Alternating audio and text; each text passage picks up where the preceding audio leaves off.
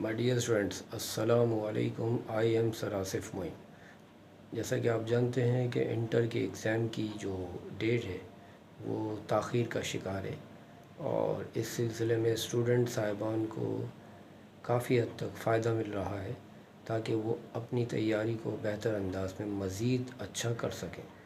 तो इस बात को देखते हुए हमने सोचा है कि हम अकाउंटेंसी के हवाले से आपको कुछ इम्पॉर्टेंट और शॉर्ट क्वेश्चंस जो कि जल्दी समझ में आ जाएं, उनकी तैयारी को अमली जामा पहनाएं और आपको प्रैक्टिकली उसके हवाले से एबिल करें, यानी आपकी कैपेबिलिटी जो है उस पर परफॉर्मेंस दे और आप बआसानी पेपर में कामयाबी का जो है एक हिस्सा हासिल कर सकें।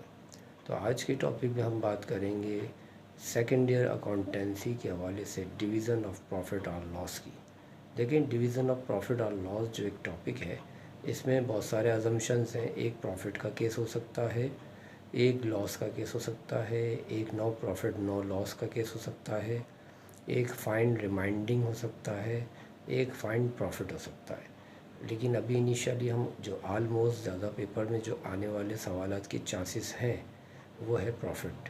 प्रॉफिट के हवाले से देखें, सवाल की जो सिचुएशन है वो स्टेप्स हैं इसके। पहला स्टेप तो ये है कि इसके कॉलम बनते हैं।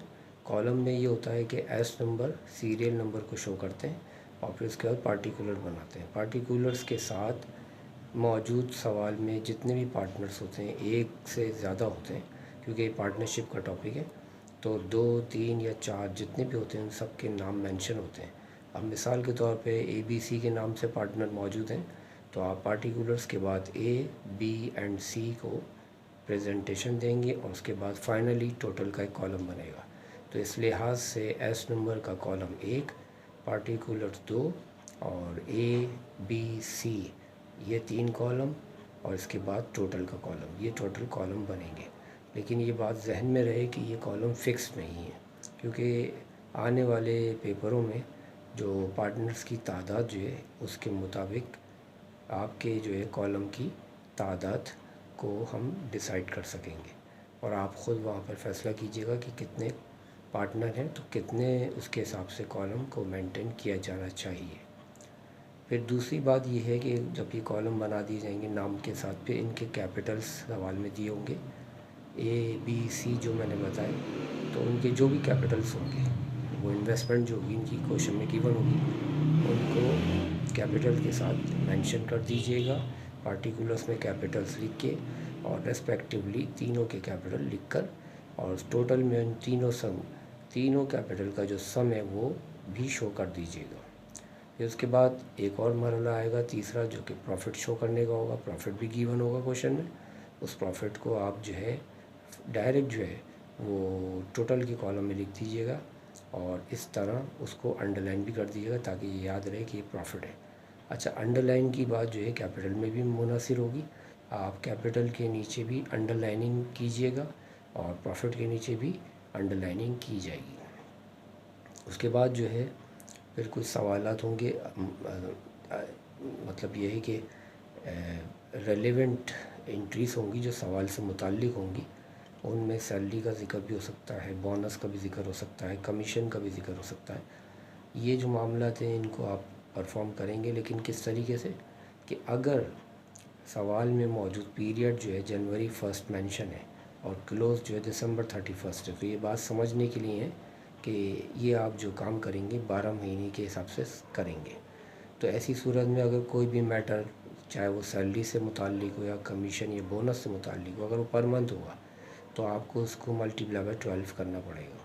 पर मंथ मंथली की सिचुएशन में मल्टीप्लाई 12 करेंगे, और जबकि पर एनम या होल ईयर या फिर फॉर द ईयर की सूरत में आप मल्टीप्लाई 12 मत कीजिएगा, वो ऑलरेडी हुआ होगा। तो ये सारे मामलत करने के बाद आप जो है फिर एक मरहला आएगा इंटरेस्ट का, जो कि 10% या 15% या 40% जो भी हो सकता है। तो इंटरेस्ट को जो है पार्टनर्स में बांटेंगे, तो उसका तरीक़ाकार ये होगा कि अगर फ़र्ज़ करें 10% इंटरेस्ट है तो तीनों पार्टनर को उनके कैपिटल के मुताबिक 10% इंटरेस्ट बांट दीजिएगा। जैसे कि ए का कैपिटल 10,000 है तो 10,000 का 10% निकाल के ए के हिस्से में लिख दीजिएगा, और जबकि 20,000 बी का कैपिटल है तो 20,000 के हिसाब से 10% का जो भी इंटरेस्ट बनता है वो बी के कॉलम में लिख दीजिए। और इसी तरह सी के कॉलम में अगर फ़र्ज़ करते हैं 30,000 है तो 30,000 के हिसाब से 10% सी के कॉलम में लिख दिया जाएगा।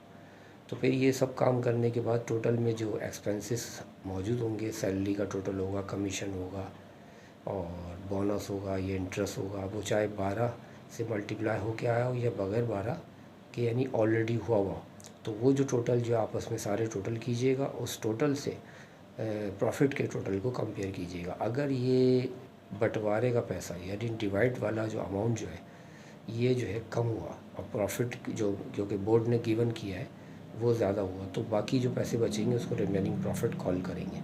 और रिमेनिंग प्रॉफिट कॉल करने के बाद जो है जो बाकी रकम जो बच रही होगी, ऐसी सूरत में अगर कोई पॉलिसी नहीं है यानी कि रेशो इक्वल परसेंटेज, तो ऐसी सूरत में हम उस रिमेनिंग जो प्रॉफिट को इक्वल पर्पस पे डिवाइड कर देंगे और इस तरह तीनों जो कि ए बी सी पार्टनर हैं उनको डिवाइड बाय 3 करके वो रिमेनिंग प्रॉफिट भी दे दिया जाएगा। फिर उसके बाद फाइनली एक बार फिर टोटल होगा, ए का टोटल पूरा वो किया जाएगा और फिर इसी तरह बी का पूरा और फिर सी का कंप्लीट टोटल किया जाएगा।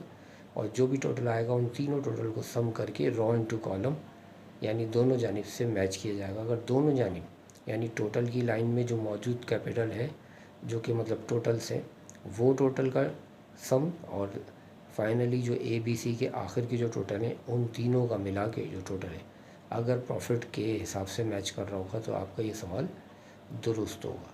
तो इंशाल्लाह हम इस सवाल को जो है मज़ीद प्रैक्टिकली बाय लाइव ये अपने यूट्यूब चैनल के ज़रिए क्लास में मौजूद वाइट बोर्ड के हवाले से इसको प्रेजेंटेशन दे के समझाएँगे। लेकिन अभी फ़िल वक्त जो है आप इसको अपने पास जो है एक लेक्चर के तौर पर रिसीव करें। इंशाल्लाह अगली क्लास में हम इसको जो है बाकायदा वीडियो के तरीके से सॉल्व करेंगे। Thank you for the next time. अस्सलामु अलैकुम व रहमतुल्लाह।